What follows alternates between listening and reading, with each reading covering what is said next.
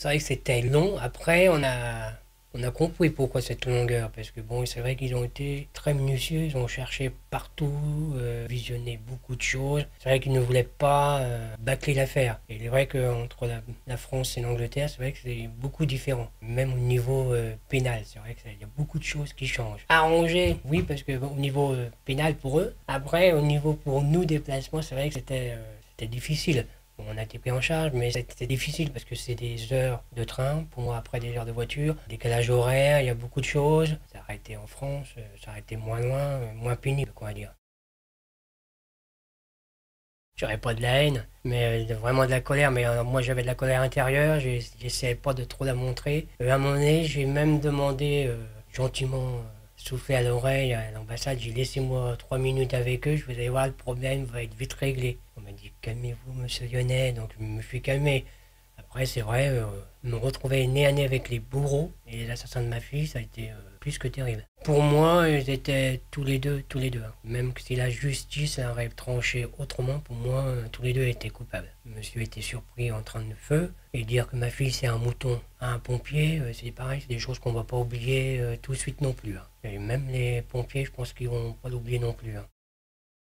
Ça a été une des périodes, ouais, très dures, parce que bon, qu'ils veulent pas avouer, on va dire qu'ils se moquaient un peu du monde, parce qu'ils ont quand même pratiquement été pris sur le fait. C'était incompréhensible. Faire des comédies, tomber malade, Madame Sabrina, tout d'un coup, elle était là, non, non, non, non, non, non, non. Donc elle continuait, on va dire, à se moquer. Et là, on va dire que nous, le juge a dit, voilà, ça fait plus de 2 mois que les parents écoutent vos horreurs, ayez au moins le respect d'écouter ce qu'ils ont à vous dire. Et il a dit ça très calmement. Et bon, on a été obligé d'écouter, quoi. Et les jurés étaient même, beaucoup de membres des jurés étaient en pleurs. On va dire que je me sens apaisé, parce que maintenant je sais que ces messieurs, dames vont rester quelques temps derrière les barreaux. Après, je dirais, il y a eu les petites mises en scène de ces gens aussi. Surtout elle, vraiment été, je crois comme on dit, elle a loupé sa vocation, elle aurait pu faire comédienne, ça a été dur. Pour moi, c'était très dur. On a été enfermés pendant plusieurs jours à attendre que le verdict tombe et il ne tombait pas. Je dirais physiquement non, mais surtout moralement. C'est vrai que moralement, on était épuisés. Puis c'est vrai que attendre, pas pouvoir sortir dehors, c'était très épuisant. Moralement, c'est simple. Moi, j'avais l'impression d'avoir une fatigue de le soir d'une semaine de travail dans les jambes. Oui, c'est un mal pour un bien, parce que j'ai eu la première semaine, j'avais une policière anglaise qui était avec moi, qui me traduisait, et je dirais c'était un peu mon souffre-douleur, parce que à un moment donné, on se tenait la main, et quand il y avait des choses très hard, qu'on va dire, j'y serrais la main, et à un moment donné, je lui ai même dit, excusez-moi d'avoir serré la main, de vous l'avoir broyé, elle était là, good, good.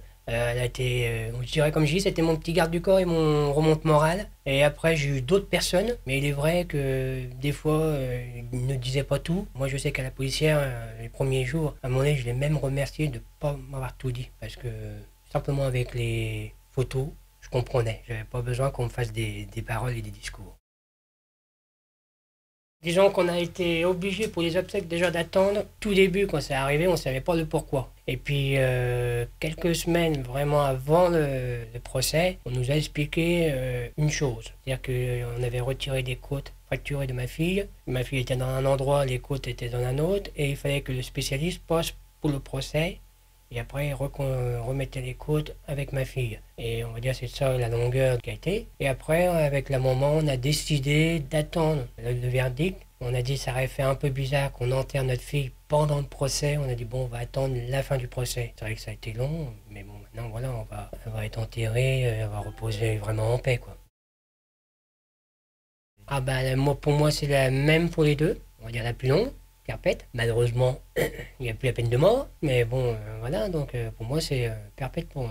Faut pas qu'il ressorte. Faut pas qu'on me dise dans 10 ans il ressort, parce que là, j'apprécierais pas beaucoup. Et la loi britannique, c'est plutôt un peu plus sévère, quoi. On va dire que s'ils prenaient 25 ans ou 30 ans, ils n'ont pas demandé à sortir avant. Bah, c'est pour ça que je préfère que ce soit la loi britannique. Bah, disons que les assassins peuvent demander à ce qu'ils fassent leur peine en France, mais pour moi, vaut mieux qu'ils restent là-bas. Vaut mieux qu'ils restent en Angleterre, ils sont plus sévères.